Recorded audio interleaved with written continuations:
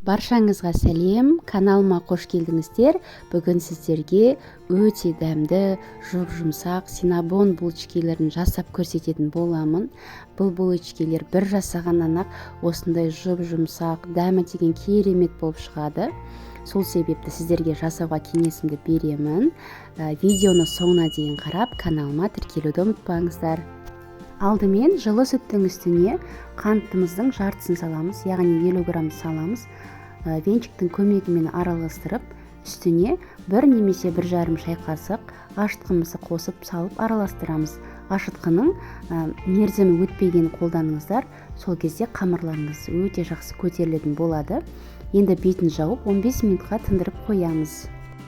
Бөлек ыдысымызға 2 жұмыртқамызды жарып салып, үстіне қалған қантымызды, яғни қалған 50 граммдық қантымызды салып, венчикпен жақсылап араластырып аламыз. Ашытқымыздың үстіне жұмыртқалы массамызды құямыз. Содан соң ертілген сармайымызды құйып, жақсылап араластырып аламыз. Менде сармай 82% сармай, 72%-ды да қолдануға болады. Оның үстіне електен өткізілген ұнымызды салып, алдымен қасықпен, кейін қолымызбен жұмсақ етіп қамыр елеп аламыз.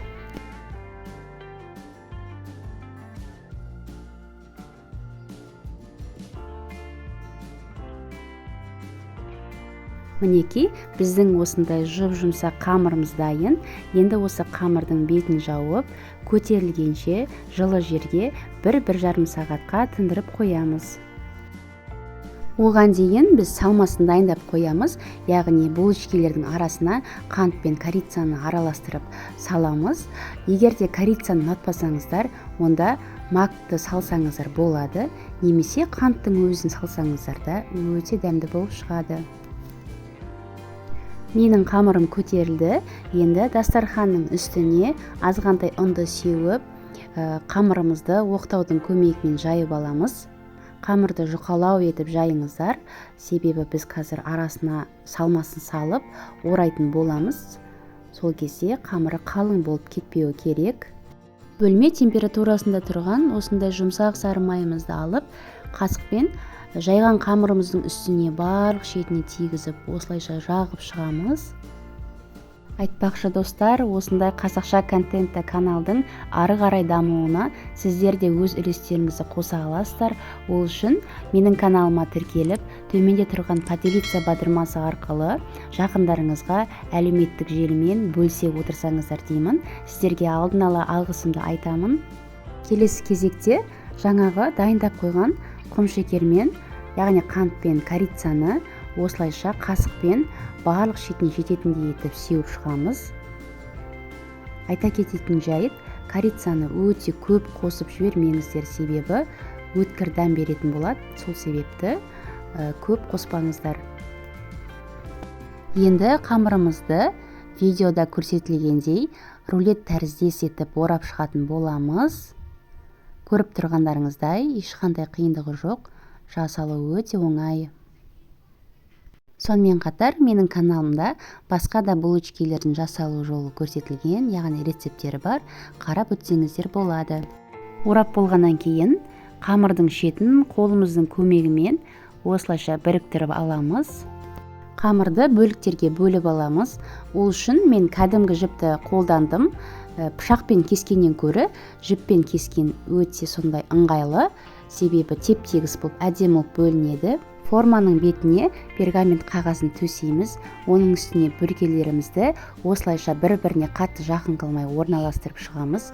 Бетін жауып 30 минутқа қойып қоямыз. 30 минуттан соң одан сайын үлкен болып көтеріледі. Содан соң қызып тұрған пешке 20-25 минутқа пісіріп аламыз. Оған дейін біз помадкасын, яғни кремін дайындап қоямыз. Ол үшін біз осындай жұмсақ сарымайдың үстіне сүзбелі ірімшікті, яғни творожный сырды қосып, оның үстіне қант ұнтағын қосып, жақсылап миксермен араластырып аламыз. Менде қант ұнтағы аз қалған, сол себепті жартысына құмшекерді қосып жібердім. Барлығының мөлшерін төмендегі описаниеге жазып кететін боламын. Сол жерден қарасаңыздар болады. Және де егер де сіздерде үйде осындай сүзбелі ірімшік болмаса, онда дүкендегі 20-25% қаймақпен осындай қант ұнтағын екеуін араластырып крем ретінде қолдансаңыздар да болады. Олай да өте дәмді болып шығады. Мінекей 20 минут дегенде менде осындай биік, жұмсақ, әп-әдемі булочкилер пісіп шықты. Енді ыстық күйінде үстіне жаңағы дайындап қойған помадкамызды барлық жеріне тигізетіндей етіп жағып шығамыз. Қараңыздаршы достар, қандай әп-әдемі, биік, жұмсақ булочкилер дайын болды. Мен бұған дейін басқа рецепттермен де жасап көрген болатынмын, бірақ осы рецепт мен үшін идеальный рецепт. Сол үшін сіздерге жасауға кеңесімді беремін. Менің каналыма тіркеліп, пікір қалдырып, лайк басып, осы видеоны жақындарыңызға тарата отырыңыздар. Назарларыңызға үлкен рахмет. Сіздермен бірге болған Айгерім.